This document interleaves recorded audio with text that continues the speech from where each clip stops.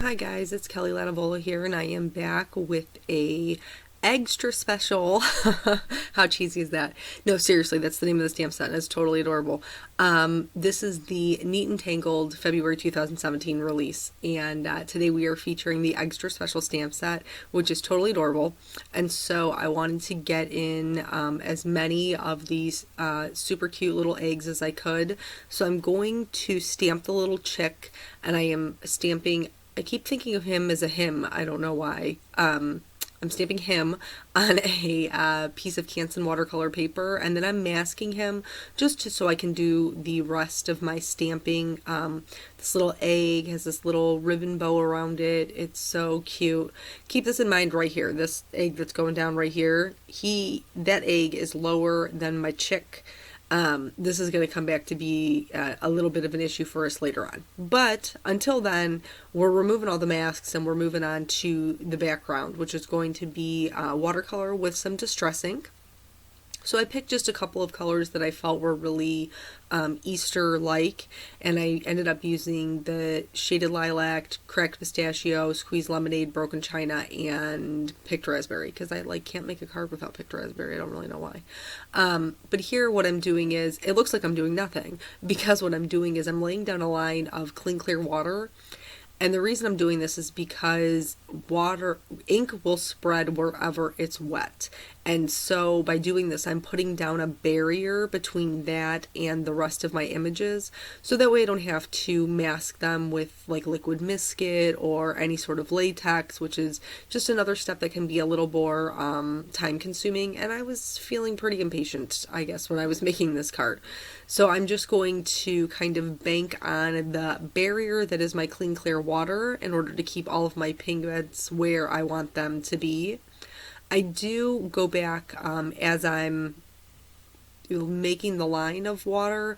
I do go back and make sure that the where I started, my starting points, does stay wet, because sometimes when you're just doing a line it can dry out, so you want it to be a pretty thick line. And then I'm just going to start picking up my pigment and dropping it in where I want it to be. I have 5 eggs, I have 5 colors. This is not a coincidence. This was planned.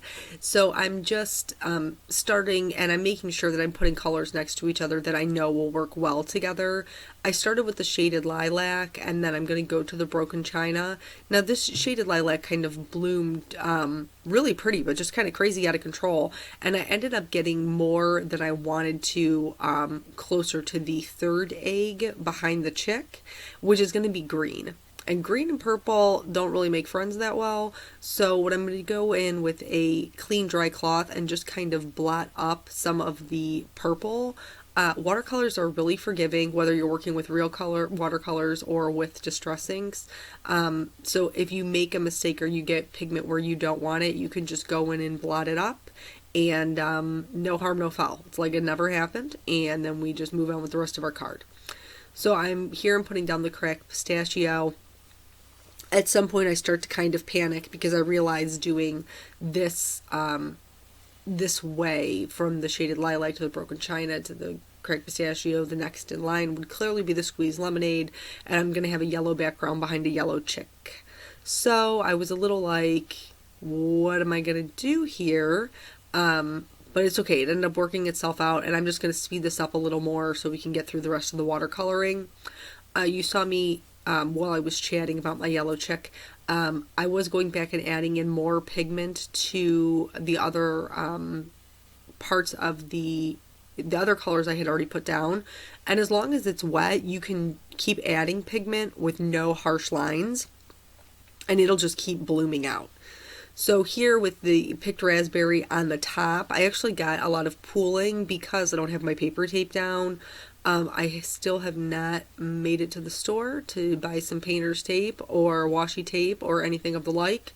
So I'm just free-forming it here, just holding it with my hand and letting the paper warp how it wants to. And that can kind of encourage some pooling of colors that maybe I wouldn't really love, but it's kind of my own fault. So if you want to make sure that doesn't happen to you, tape down your paper to a board or to your work surface, whatever you have going on. So I wanted the picked raspberry to be a little bit more intense, so I kind of sopped up some of that water and then added in a bit more pigment. And then I let this dry naturally. You don't have to do... Oh, I'm lying. I'm totally lying. I'm going to go back in and add some more yellow. Of course I was. That's totally what I was going to say. So add in the more yellow. But anyway, I let mine dry just naturally. You don't have to do that. You can heat set it. Just be aware that if you have any of those large puddles of water, it can give you some pretty harsh lines if you heat set it. So now we're going to get into the Copic coloring. And here is how I decided I was going to solve the yellow on yellow debacle of 2017. I decided that I was going to do the ribbons the colors of the backgrounds, but do the eggs different colors. So here, this is my blue-violet combination, and actually my lightest color was a violet.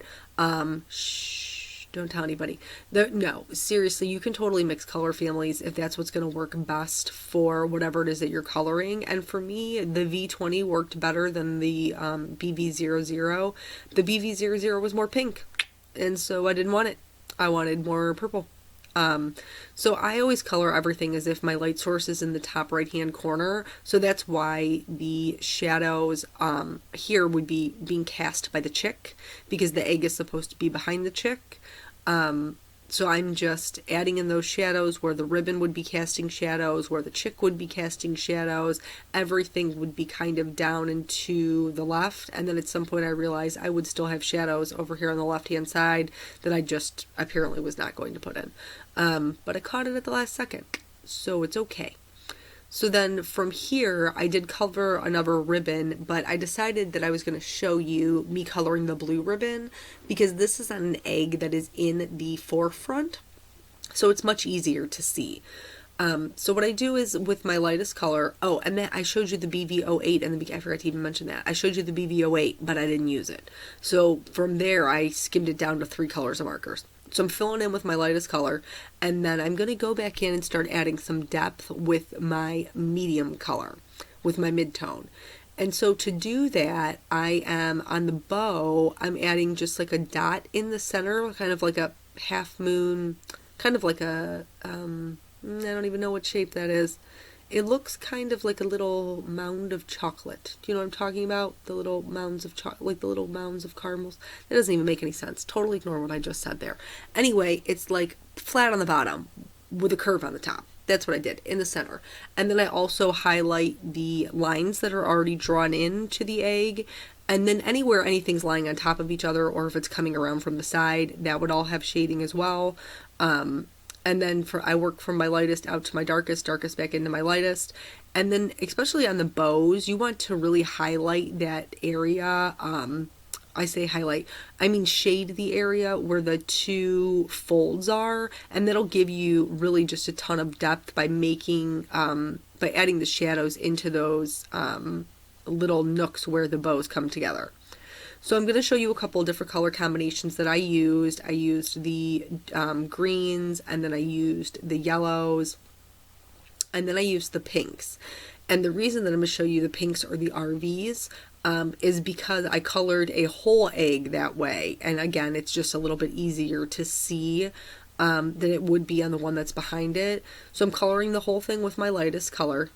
And then that light source is coming in from the top right. So the bottom left is going to be where it's darker, and all of those little ribbons are going to be casting shadows underneath of them and then to the left.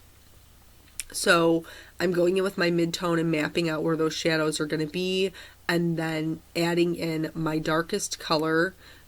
Sometimes I'm putting it all the way, and sometimes I am just leaving like the edge where the egg would be round. I want there to be some shading, but not the darkest shading on the edges, just because it wouldn't be that dark there. Now that all of that is done, all the eggs are done and colored, I'm going to start working on my little chick. And for some reason, all little chicks are yellow in my head when it comes to Easter. Easter chicks are yellow.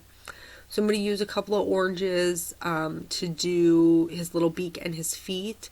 On his beak, the darkest shading would be at the base of it, so like at the top where it would meet his face. But then when his bottom beak is open, so then the darkest shading would be on the top of that as well. Then from here, we're going to start working on coloring him yellow. Doesn't he look like a little peep? Like you just yum, yum, yum, just eat him up. He looks a little peep. So here I definitely wanted there to be some differentiation between this yellow and the yellow that I had in the background. I also wanted him to have some texture. So kind of working out, using his beak as a focal point and working my way out, I'm doing a bunch of little flicking motions. And these are going to create like little feathers, little fluffy type textures. And then I'm just going to keep doing that. Each color is going to get darker, but I'm not going out as far with each color. So I have the base layer of the lightest color. I have the fluffy hairs that go all the way, almost all the way out to the edge. And then for the darker ones, as we get progressively darker, I'm not going to go out nearly as far. For his little wings, there was no reason to even try to do the texture on his wings. The areas were just so small. And then I think this Y38 is going to be my darkest color. And that's just really going to be concentrated around his face and underneath his neck.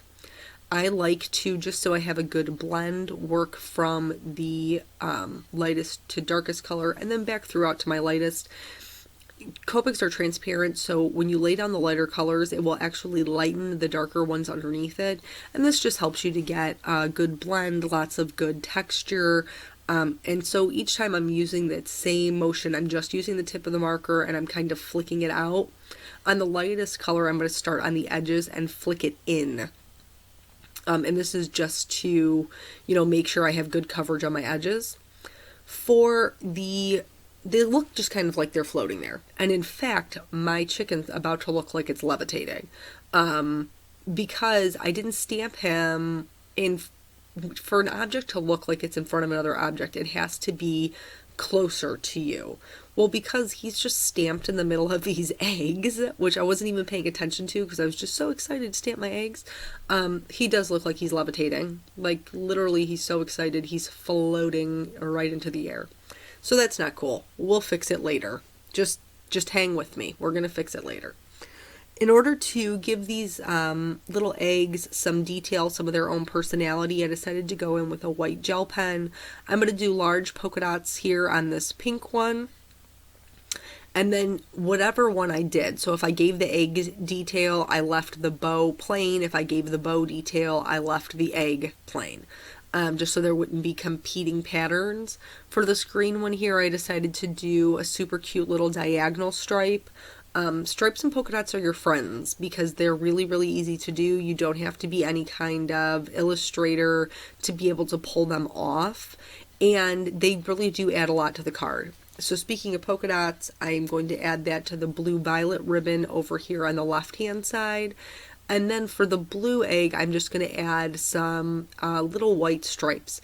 The only thing I will mention with this is make sure you're going with the shape of your object. So the egg is round. My lines are a little bit rounded to match the shape so that it doesn't look strange or odd with these straight lines on my round object. And then that's going to be it for the white gel pen. I like to outline all of my images. That's just me. I feel like it makes everything just kind of come together with that bold black line.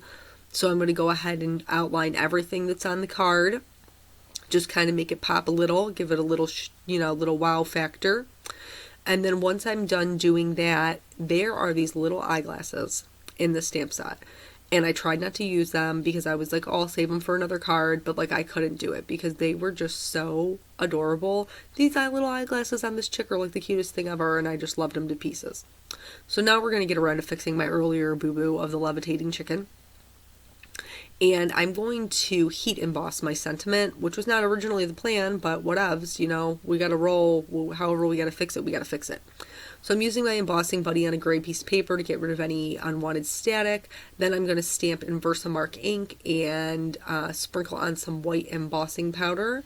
Then tap off the excess. I'm going to heat set that until it is all melted. And then I will trim it out until it is. I'm going to trim it into a rectangle, folks. I'm going to trim it into a little label. I'm going to pop it up on some foam tape.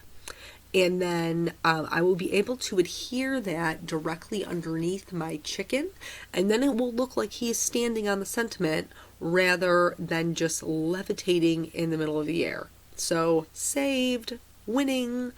No card is complete without some shimmer, so I added some clear Wink of Stella to the ribbons if they weren't decorated, and the eggs if they weren't decorated. I also added it to his eyeglasses. And then just to kind of glam it up a little bit, give it a little bit more shimmer, I'm going to add some clear sequins from Neat and Tangled, and then that's the whole card. So thank you guys for hanging out with me. If you would like to see the rest of the release, please head over to the blog. All of the details will be there, and we'll be there all week. So thank you guys so much. I will catch you in the next video. Bye.